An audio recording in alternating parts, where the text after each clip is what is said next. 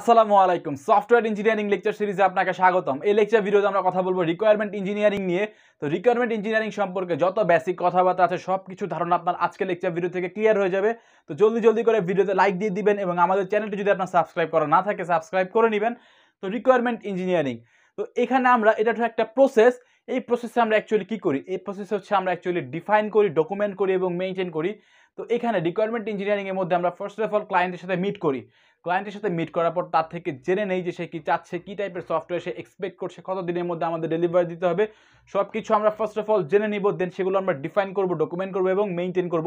তো এই যে কাজটা ডিফাইন করা, ডকুমেন্ট করা বা মেনটেন করা, এই কাজটা আমরা 7টি ধাপের মধ্যে বা 7টি পয়েন্টের উপরে বেস করে করতে পারি। ফার্স্ট অফ অল পয়েন্ট হচ্ছে হোয়াট দ্য কাস্টমার ডিজায়ার্স, অর্থাৎ কাস্টমারের কী চাচ্ছে, সে আমাদের কাছ থেকে কী টাইপের সফটওয়্যার চাচ্ছে বা কী ইন্টারফেসটা সে চাচ্ছে, সব কিছু আমরা জেনে নিব। ফার্স্ট অফ অল হচ্ছে এই ধাপে যে হোয়াট দ্য কাস্টমার ডিজায়ার্স, এখন সে আমাদের কাছে কত টাকা দিবে, তার বাজেট কত, তার কি কি ফাংশনালিটি প্রয়োজন সেই সফটওয়্যারটি ডেভেলপ করার জন্য, সব কিছু ডিটেইলে আমরা একদম ইঞ্চি টু ইঞ্চি হচ্ছে পাই টু পাই আমরা জেনে নিবে। এখন কাস্টমার এই কথাগুলো আমাদেরকে লিখেও দিতে পারে, অথবা সে মুখে মুখেও বলতে পারে, অথবা সে গ্রাফিক্যালি আমাদেরকে বোঝাতে পারে। সে আমাদেরকে বোঝাতে পারলেই হলো, আমাদের টাস্ক হচ্ছে আমাদের বুঝে নিতে হবে সে কি চাচ্ছে। এর কারণ হচ্ছে এখন সে বলল একটা, আমরা করলাম আরেকটা। তো করার পরে আমরা যে সময় ডিপ্লয় করব বা আমরা ডেলিভারি দেবো, এখন কাস্টমার যদি বলে যে আমি এরকমটা চাইনি, এরকম চাইছিলাম আমি, তো তখন আমাদের কাহিনীটা কি ঘটবে? আমাদের যে পরিমাণ শ্রম আমরা দিলাম, সময় দিলাম, টাকা ইনভেস্ট করলাম, সবই কিন্তু জলে যাবে। তো ফার্স্ট হচ্ছে আমাদের রিকোয়ারমেন্ট ইঞ্জিনিয়ারিংয়ের মধ্যে কাস্টমার কি চাচ্ছে সেটা আমাদেরকে ডিটেল বুঝতে হবে, যে কাস্টমারের ডিজায়ার কি।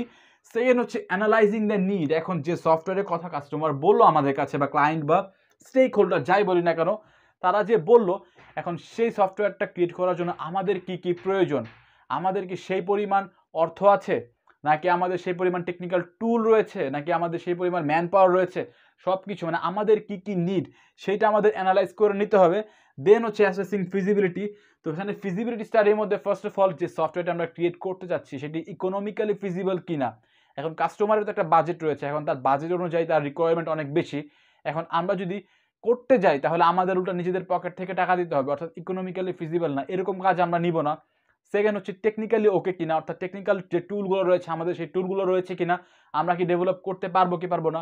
দেন হচ্ছে অপারেশনাল ফিজিবিলিটি, এখন যে সফটওয়্যারটা আমরা ডেভেলপ করব সেটা কতটা ইজিভাবে আমরা রিপ্রেজেন্ট করতে পারবো বা ইউজ করতে পারবো, সেই সকল ব্যাপারে আমরা এইখানে এই ধাপে আমরা অ্যাসেসিং ফিজিবিলিটির মধ্যে আমরা আলোচনা করে নিব। ফোর্থ হচ্ছে নেগোশিয়েটিং এ রিজনেবল সলিউশন। সে কাস্টমার তো চাবে কম টাকায় অনেক কাজ করে নেওয়ার জন্য। এখন সে একটা বাজেটের মধ্যে অনেক ফাংশন চাচ্ছে, এখন সব ফাংশন প্রোভাইড করা তো আমাদের পক্ষে সম্ভব না।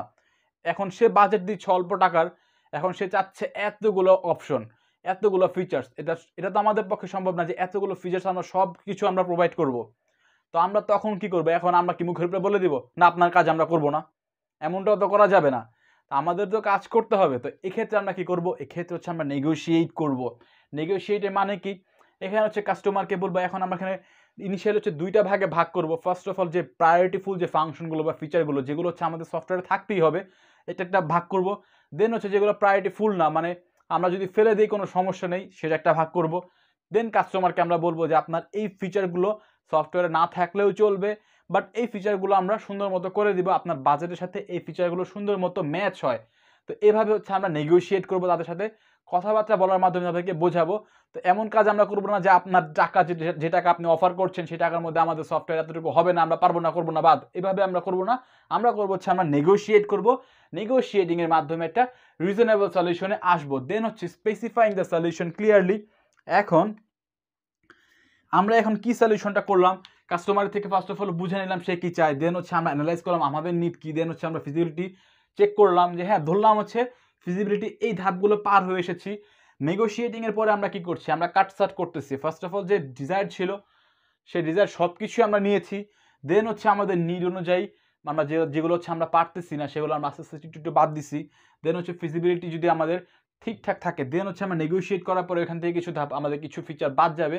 তো কি কি বাদ গেল এবং কি কি আছে সব কিছু আমরা আবার ক্লিয়ারলি স্পেসিফাই করব যে আমাদের এখন এই কাজগুলো করতে হবে।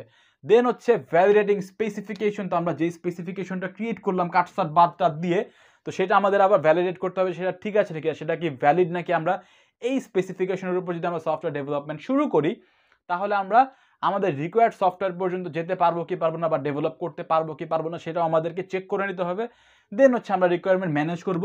ফার্দার যদি কাস্টমার কোনো রিকোয়ারমেন্ট দেয় তাহলে আমরা ইনক্লুড করবো, অর্থাৎ আমরা আবার এই ধাপগুলো আবার চেক করবো যে সে কী চাচ্ছে, অ্যানালাইজ করবো, ফিজিবিলিটি চেক করবো, নেগোশিয়েট করবো, স্পেসিফাই করবো, ভ্যালিডেট করবো এবং ম্যানেজ করবো। তো অ্যাকচুয়ালি এখানে কী কাজটা হচ্ছে, অ্যাকচুয়ালি এখানে আমরা রিকোয়ারমেন্ট অ্যানালাইসিস করতেছি।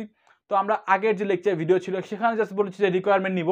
তো ব্যাপারটা এমন না যে রিকোয়ারমেন্ট নেওয়ার সাথে সাথে আমরা ডিজাইন করা শুরু করে দিচ্ছি।